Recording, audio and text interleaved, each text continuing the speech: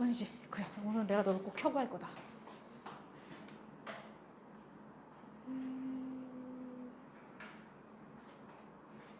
언제 켜지는 거? 됐다. 따라와요. 잡았어. 뿅뿅뿅뿅. 됐어. 자, 우리가 지난주에 외계행성 탐사로 마무리를 했어요. 그죠? 그래서 결과적으로 목표는 지구와 같은 생명 가능 지대에 존재하는 액체 상태의 물을 가지는 그런 행성을 찾아서 언젠가는 가고 싶은 마음이겠지. 그래서 외계행성 탐사 방법, 그 다음에 그 행성을 탐사해야 됐던 근본적인 이유, 태양 생명 가능 지대에 대한 이야기, 그런 이야기들로 마무리를 했습니다.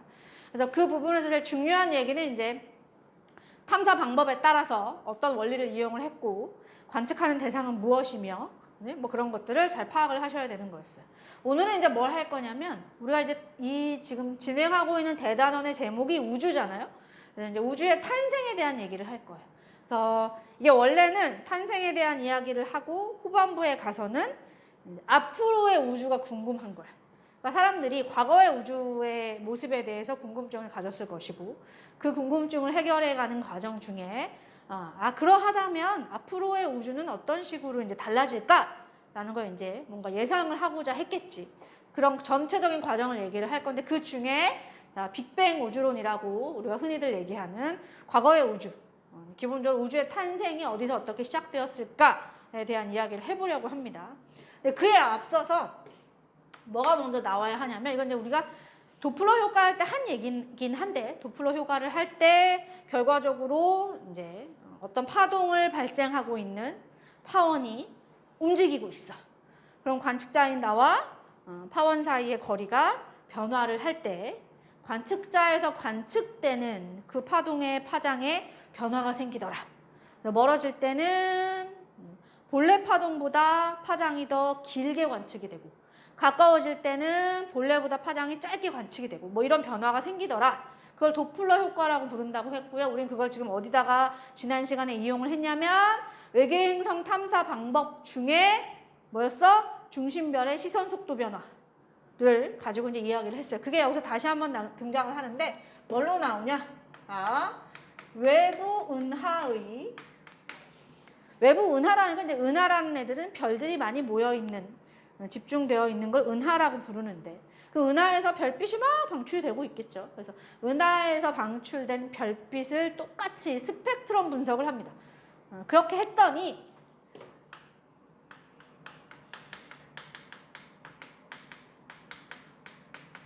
외부 은하로부터 내가 얻은 빛을 분광기에 통과를 시켜서 스펙트럼을 얻었어요. 근데 당연히 은하도 별로 이제 주로 구성되어 있는 애들이니까 별빛 스펙트럼과 같이 흡수선이 나타나는 흡수 스펙트럼이 나와요. 그래서 우리 빨주노초 파남보 바탕에 까만색 선이 나오는 흡수 스펙트럼을 얻을 수 있었습니다. 그런데 여기서 포인트는 외부 은하를 내가 그래서 나로부터 어느 정도 거리에 떨어져 있는 A라는 은하가 이런 스펙트럼을 나타내는구나. 근데 신기하게 무슨 결과를 얻었냐면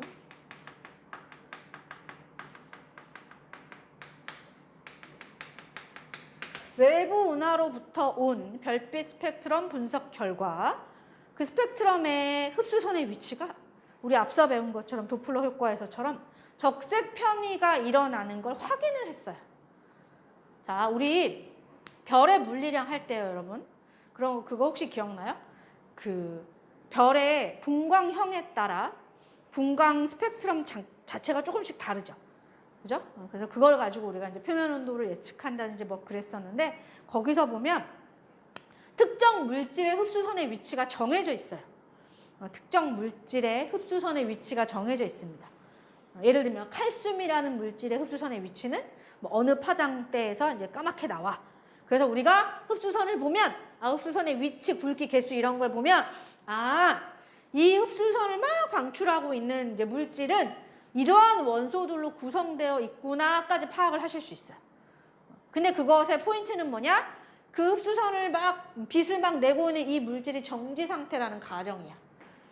그래서 예를 들면 뭐 그런 거 생각하시면 돼요. 불꽃색, 불꽃 반응색을 생각하시면 돼요.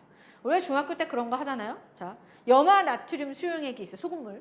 소금물에다가 내가 니크롬손 딱 찍었다가 알코올 램프에 겉불꽃에 넣으면 불꽃이 노랗게 나와요. 혹시 기억나요? 그래서 그 노란 이유가 누구 때문이었어요? 나트륨이라는 원소 때문이었어요. 나트륨이라는 원소는 노란 빛깔을 낸다. 그건 이제 방출 스펙트럼이라고 얘기를 하지만 어쨌거나. 그래서 원소들마다 고유한 스펙트럼의 선의 위치들이 있단 말이야. 그게 고유한 값이에요. 그런데 외부 은하, A 외부 은하에서 왔어. B 외부 은하에서 스펙트럼을 내가 얻었어. C 외부 은하에서 스펙트럼을 얻었어. 그런데 이 은하들은 모두 공통적으로 칼슘이라는 원소를 갖고 있어. 그래서 칼슘 원소에 칼슘 원소를 포함하고 있는 이제 뜨거운 기체겠죠. 얘 고유한 스펙트럼 위치가 있어요. 그 고유한 스펙트럼의 위치가 예를 들어 여기라고 가정을 하겠습니다. 예를 들면 그러면 요 지역이 다 고유한 너무 막 그렸니? 자, 얘가 고유한 위치란 말이야. 그지? 그런데 이 은하들에게도 다 칼슘에 해당되는 흡수선들이 있단 말이에요. 그런데 이상하게도 그 흡수선의 위치가 원래 고유한 위치에서 안 나오고 어떻게 나온다? 치우쳐져서 나와요. 이렇게. 고유 위치에서 조금씩 떨어져서. 그것도 심지어 어느 쪽으로 스펙트럼이니까 이제 파장 영역이 있을 거 아니에요? 자, 파장이 긴 쪽으로. 파장이 긴 쪽으로. 이건 이제 적색편이라고 하죠. 파장이 긴 쪽으로 흡수선의 위치가 어떻게 된다? 달라지더라. 그래서 이제 고유 파장이 있는 거고, 그죠? 고유 파장이 있는 거고, 각 은하에 따른 편의된 파장이 있는 거죠. 여기는 람다 C, 여기는 람다 B, 여기는 람다 A, 뭐 이렇게 쓸게요. 편의된 파장이 있는 거야. 그럼 그 차이 값을 편의량이라고 해요. 적색 편의가 일어났는데 그 편의된 양이 얼마냐는 델타 값이야, 그냥. 고유 값이 있고, 은하를 관측했어. 근데 거기서 적색 편의가 일어났어. 그럼 고유한 파장 영역에서 얘가 흡수선의 위치가 얼마나 이동했느냐. 그 간격을 편의량이라고 얘기를 합니다. 근데 우선 기본적으로 관측 가능한 외부 은하들을 내가 열심히 이제 관측 그때그때 할 수 있는 대로 열심히 하는 거야. 그랬더니 무슨 공통점이 나타났냐면 대체로 거의 모든 외부 은하에서 적색 편의 현상이 나타나더라. 다만 편의량의 차이는 있을지언정 모든 은하, 거의 모든 은하에서 적색 편의 현상이 나타나요. 자, 거의 모든 외부 은하의 스펙트럼이 적색 편이 되고 있어요. 그죠? 요걸로 무슨 결론을 내리냐면 그래프를 하나 그려요. 무슨 그래프를 그리냐? 내가 많은 은하들을 이제 관측을 했으니까 그 각각의 은하들의 이제 거리는 관측자인 나로부터 어느 정도 떨어져 있는 은하이냐. 그리고 그 은하의 스펙트럼 분석 결과 이 은하가 내가 시선 방향에서 얼마만큼의 빠르기로 후퇴하고 있는지 후퇴 속도를 계산을 합니다. 자, 우선 기본적으로 우리 도플러 효과에 따르면 적색 편의가 나타난다는 뜻은 이 은하가 관측자인 나로부터 뭐 하고 있다? 멀어지고 있다는 뜻이었어요. 그죠? 이게 청색 편이면 다가오는 거고 적색 편이면 멀어지는 거였으니까. 그럼 여기 A, B, C 모든 은하들이 관측자인 나로부터 멀어지고 있다는 뜻이에요. 근데 다만 그 멀어지는 시선 속도를 우리가 후퇴 속도라고 부르는데 그 후퇴 속도를 계산을 해보려고 합니다. 자, 후퇴 속도를 이렇게 하시면 돼요. 그냥 여기서 고유한 파장 값에서 각각의 이제 은하에서 얻은 흡수선의 이 편의된 양이 계산이 되겠죠. 그죠? 예를 들면 람다 C에서 람다 재료를 뭐 하는 거야? 빼면 되지 뭐. 그지? B에서 재료를 빼면 돼. 이게 편의량이에요. 그래서 요거를 내가 이렇게 써볼게요. 요만큼이 편의된 양인데 요거를 델타 람다라고 표현해서 델타 람다. 그러면 요거를 알잖아? 그럼 뭘 알 수 있냐면 그 은하가 내가 바라보는 시선 방향으로 어느 정도의 빠르기로 후퇴하는지 계산을 할 수 있어요. 여기다 쓸게요. 후퇴 속도. 네.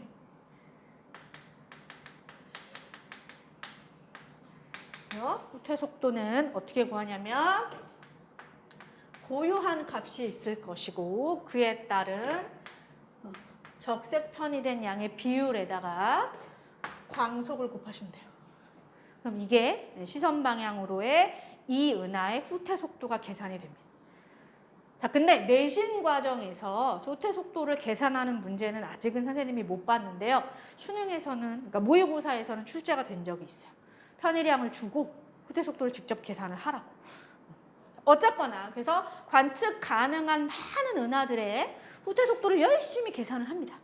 그리고 여기서 동시에 뭐도 같이 하냐면요. 그 은하가 관측자인 나로부터 어느 정도 거리에 있는지까지 봐요. 그래프를 한번 위에다 올리고. 자, 이게 은하와 나 사이의 거리예요. 은하가 얼마나 멀리 있는가. 여기는 그렇게 해서 얻어낸 후퇴 속도.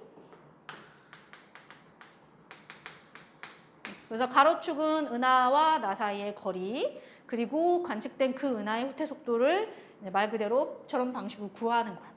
선생님, 거리는 어떻게 구해요? 자, 후퇴 속도는 뭐 여기다 넣어서 구한다 치고, 이거 광속입니다. 구한다 치고. 거리는 어떻게 구해요? 거리는 별건 없고요. 우리가 이제 우리 앞서서 배웠잖아. 별의 절대 등급이랑 겉보기 등급을 알면 거리 지수 구해서 예측할 수 있죠. 기억나요? 그런 걸로 한다든지 아니면 요거는 이제 뭐 나중에 나올 얘기인데, 자, 셰페이드 변광성이라는 애가 있어요. 셰페이드는 그냥 이름이야. 쓸데없는 거고 뒤에 변광성이라고 이름이 붙였잖아요.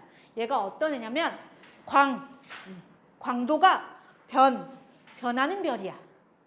무슨 말이냐면 이거 신기하게도 광도가 커졌다가 작아졌다가 커졌다가 작아졌다를 하는 애예요. 근데 얘가 어떤 식으로 커졌다가 작아지냐면 주기를 갖고 커졌다 작아져요. 일정한 주기를 가지고. 그래서 근데 그 이 셰페이드 변광성이라는 게 대체로 은하들에게 거의 다 있어요. 그래서 어떤 은하를 발견을 하면 그 은하를 거리 지수를 가지고 거리를 측정할 수 있는지를 확인을 해. 근데 이게 너무 멀고 그러면 이제 거리 지수를 하기가 힘들잖아요. 그러면 이제 저 은하에게 있는 셰페이드 변광성 하나를 놓고 걔의 밝기 변화를 보는 거야.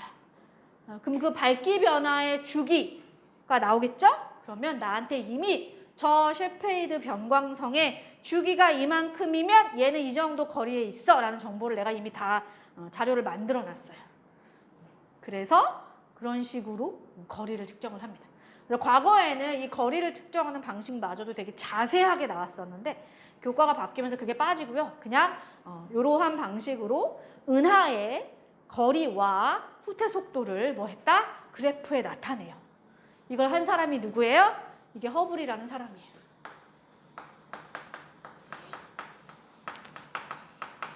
이 허블이라는 사람이 은하에 대한 관심이 되게 많았던 사람인가 봐요. 그래서 자기가 이제 평생 살아가면서 은하를 많이 관측을 해요. 그래서 관측된 은하들을 뭐 분류도 하고 뭐 타원 은하, 정상 나선 은하, 막대 나선 은하, 불규칙 은하, 모양으로 분류도 해보고 이 모양으로 분류하기에 좀 모호한 애들은 특이 은하로 분류를 해가지고 뭐도 해보고 은하에 대한 관심이 되게 많았던 사람인데 마찬가지로 그 은하들을 관측하는 과정에서 요거까지 이제 해보게 된 거지. 그래서 은하의 거리 그리고 그 은하의 후퇴 속도들을 여기다 열심히 이제 점을 찍는 거야. 발견하는 족족 이제 하는 거예요. 이렇게 했더니 대체로 어떠한 그래프가 그려지더라. 거리가 먼 은하일수록 후퇴 속도가 빠르더라. 그죠? 그래서 이거를 이렇게 쓸 수 있죠. H는 그냥 허블 상수라고 얘기를 하고요. 기울기가 허블 상수예요.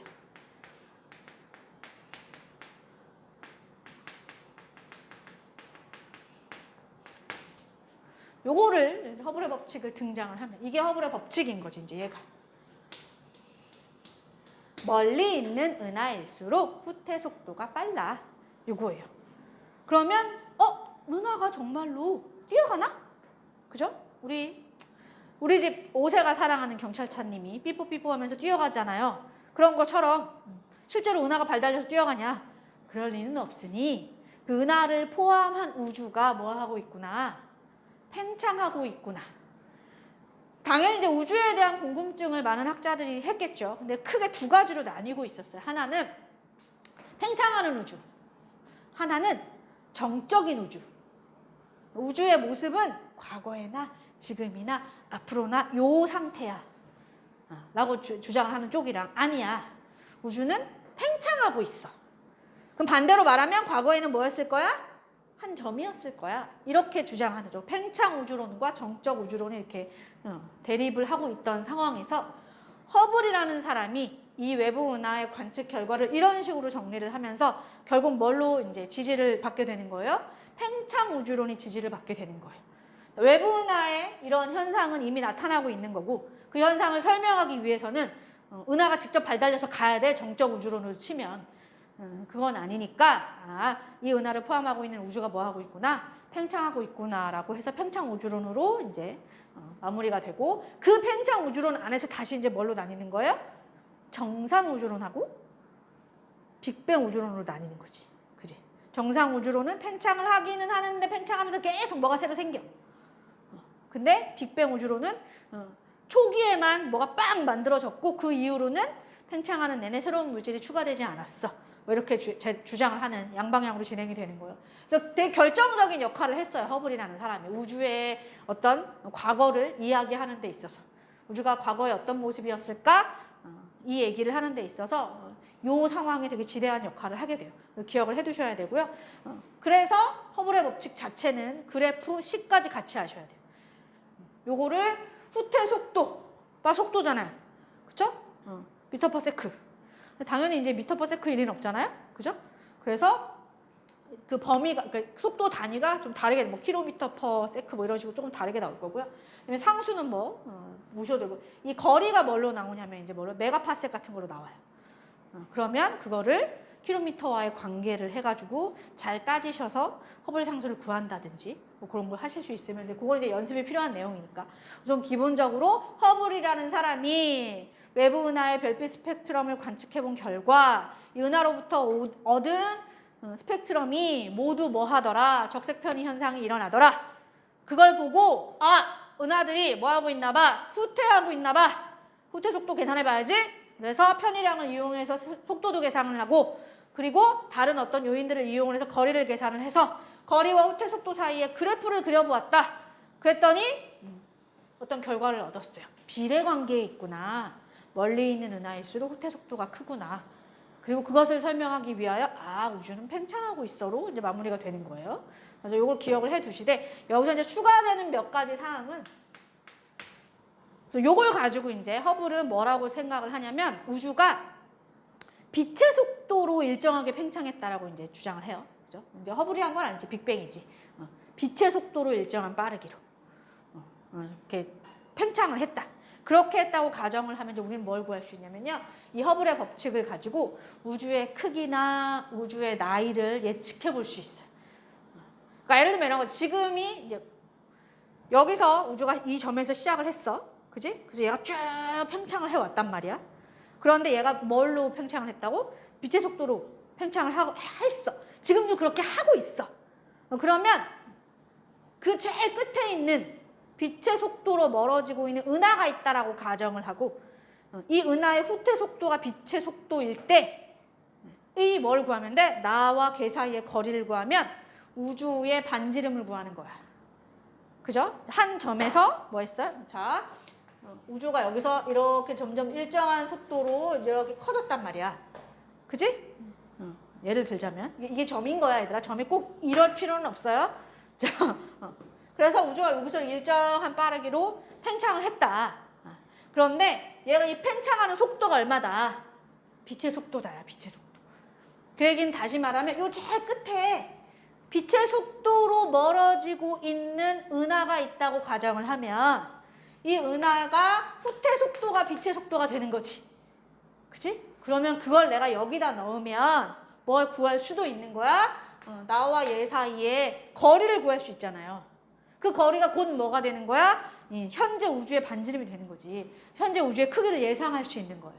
그런 식으로 구해봤다 이거야. 현재 우주의 크기를 계산을 해봤다. 어떻게 계산을 한 거야? 우주가 빛의 속도로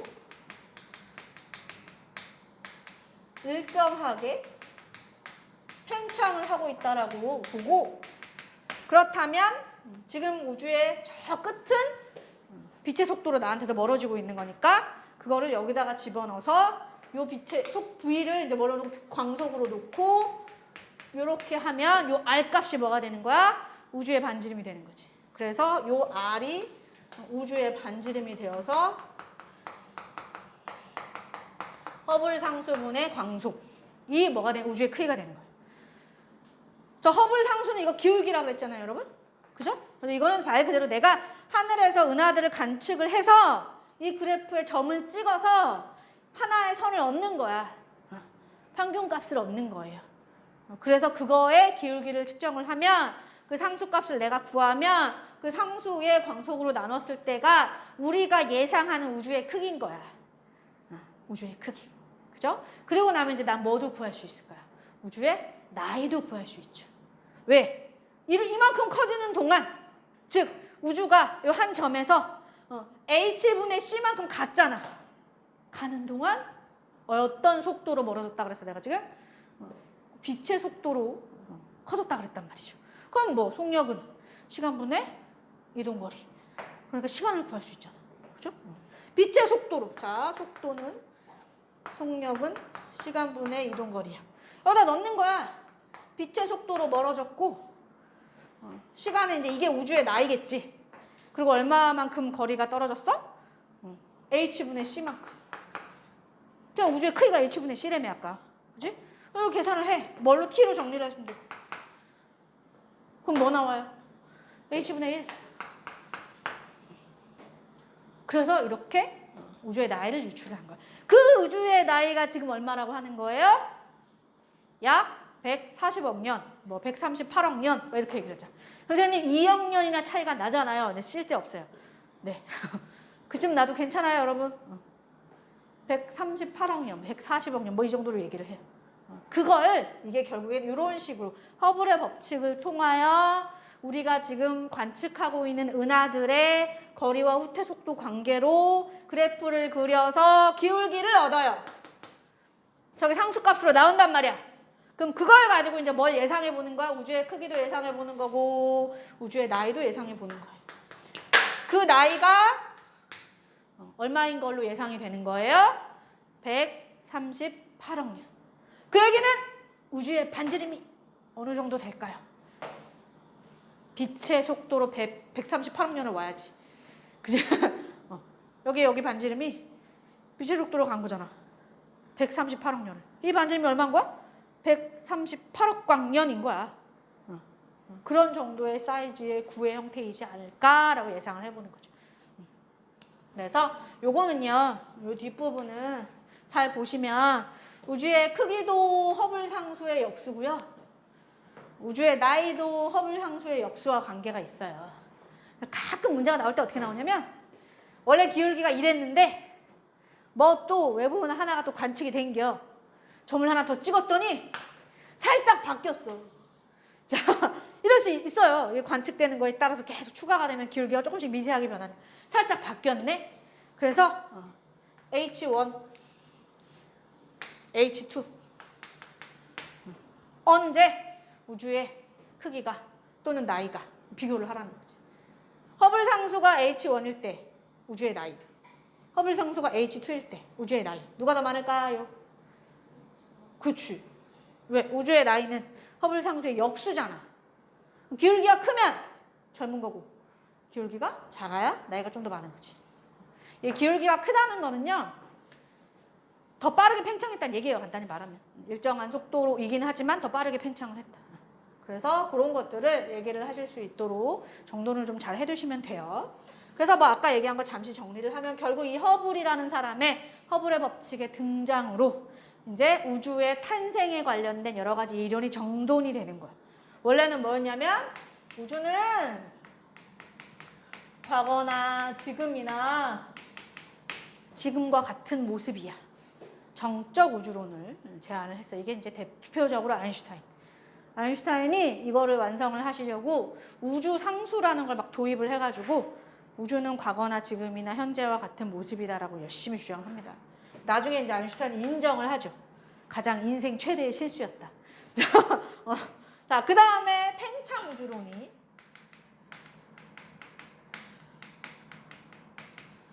팽창 우주론이 아마 호일이었던 것 같은데, 그지? 팽창 우주론이 이제 서로 싸우고 있었어. 그런데 여기서 허블이 등장으로. 자, 허블의 등장으로.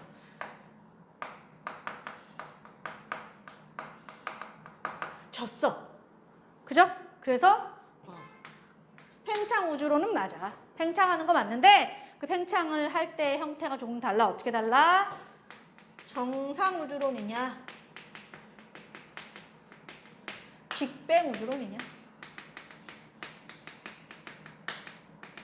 정상이 누구였더라, 여러분? 정상이 호일. 그죠? 그리고 빅뱅이 이름이 가모프. 이름이 참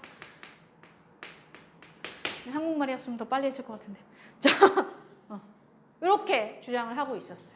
기본적으로 이제 정상 우주론은 팽창하는 거 맞아. 우주의 부피가 증가하는 거 맞는데 증가하는 동안 계속 우주에게는 새로운 물질이 생겨. 질량이 같이 증가를 해. 그렇기 때문에 우주의 밀도는 변하지 않아. 그리고 온도도 변하지 않아. 이렇게 얘기를 하는 게 정상 우주론이고요. 빅뱅 우주론은 다 반대겠죠. 부피가 커지는 거 맞아. 근데 우주가 처음 빅뱅을 빵 할 때 막 열심히 만들어진 물질들이 그게 전부야. 처음 만들어진 질량을 가진 애들이 있을 거고 걔네들이 양이 일정해. 그러므로 일정한 양인데 부피가 커지니까 밀도가 감소를 하는 거고 그 결과 우주의 온도는 계속 떨어지고 있어. 라고 주장을 하는 쪽이 빅뱅이죠. 그러니까 선생님이 이제 빅뱅 우주론을 얘기를 하겠죠? 빅뱅 우주론이 이제 정확히 뭘 말하는 것이며 그냥 우리가 이렇게 빅뱅 우주론을 열심히 얘기하는 거 보면 아마 빅뱅 우주론이 좀 더 인정을 받았던 것 같은데 인정을 받게 된 계기가 있겠죠. 우린 그걸 뭐라고 표현하냐? 빅뱅 우주론의 증거라고 표현해요. 미리 쓰고 갈게요. 빅뱅 우주론의 증거 첫 번째는 뭐예요? 힘들어라. 우주 배경 복사에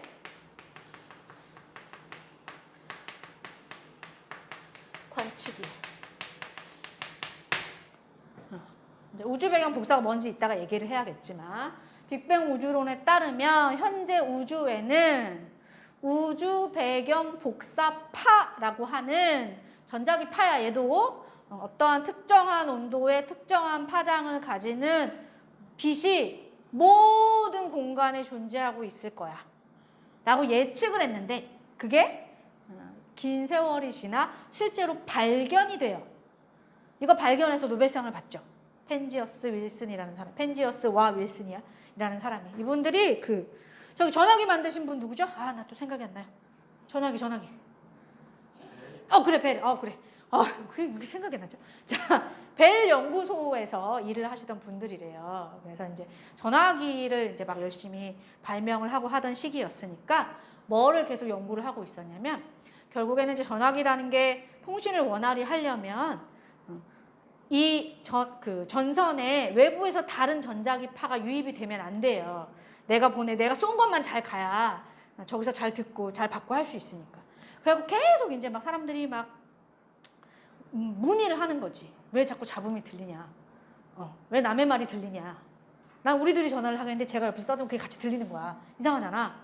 그래서 그것이 무엇이 문제일까라는 거를 이제 연구를 해 가다가 어디선지 모르게 어떤 파장이 어떤 전자기파가 막 영향을 주는 거야. 그래서 이제 그걸 이제 제거를 해야 될 거 아니에요. 그래야지 내가 원활히 통신을 할 수 있어요. 그걸 제거를 하려고 막 이게 어디서 온 거지 했는데 우주에서 왔어. 그래서 우주 배경 복사가 발견이 돼요. 그걸 계기로. 그래서 이제 나중에는 인공위성까지 쏘아 올려가지고 우주 배경 복사파를 막 관측을 하고 했더니 실제로 우주에 빅뱅이 이론적으로 가정했던 우주 배경 복사파가 실제 한다라는 거를 찾아낸 거지. 그래서 이게 증거가 되고요. 또 하나는 수소, 지금 현재 우주에 존재하고 있는 수소와 헬륨의 질량비 3대 1이야. 선생님 그런 건 어떻게 알아요? 이거는 이제 뭘로 하시는 거냐면 별빛 스펙트럼 분석하시는 거예요. 우주에 질량을 가졌다라고 볼 수 있는 애들이 대체로 다 별이고요. 그다음에 그 별들이 이제 물질로 구성이 되어 있고요. 대체로 다 수소 헬륨으로 되어 있어요. 그죠? 우리 앞에 별의 진화를 할 때 배우셨으니까. 그래서 그 별빛 스펙트럼 분석으로 얘기했잖아. 스펙트럼 분석을 하시면 어떠한 원소가 들어있는지 어느 정도 밀도비로 들어있는지 다 알 수 있어요. 그래서 그걸로 이제 계산을 해본 결과 3대 1의 질량비를 가진다는 걸 찾았어요. 그런데 저 질량비가 어디서 예측한 값이냐? 빅뱅 우주론에서 예측한 값이에요. 우주에는 수소 헬륨이 3대 1의 비율로 있어. 근데 예측한 것과 관측된 값이 같으니 증거라고 얘기를 하는 거지. 이 두 가지는 선생님 빅뱅 우주론을 하면서 다시 한번 연결을 해드릴 거예요. 어쨌거나 그래서 이러한 과정으로 빅뱅 우주론이 지지를 받게 되어 우리는 지금 교과에서 얘를 배우고 있어요. 뭐 또 어느 날인가 사라질지도 몰라요, 여러분. 이론이에요, 이론. 저게 아니야라고 주장하는 사람도 많고요. 그 다음에 저 이론에게서 뭔가 설명할 수 없는 것들죠. 빅뱅으로 설명할 수 없는 것들을 설명하기 위해서 다른 이론이 추가가 되기도 하고. 근데 그 다른 이론을 추가를 했더니 얘랑 좀 상충되는 부분이 있어. 그럼 뭐가 맞는지 잘 모르잖아. 그지? 그래서 법칙이 아니에요, 여러분. 계속 이론으로만 배우죠. 법칙이 아니야. 모르니까. 뭐 가보지도 않았고 가볼 수도 없고. 그래서 아직은 미지의 세계지. 우선은 자, 적색편이 허블의 법칙으로 저 크기랑 나이 계산 반드시 하셔야 돼요. 그리고 그 허블이라는 사람의 이제 관측 결과 이러한 변화를 이끌어냈다까지 얘기를 해주시면 됩니다. 됐지요? 바로 할까요? 아니에요. 넌 너무 왔다 갔다 하지 않니? 뭐 아주 방송 맞아 죽겠어. 내가 그렇게 많이 움직여? 그런가? 가만히 서서 해야 되나?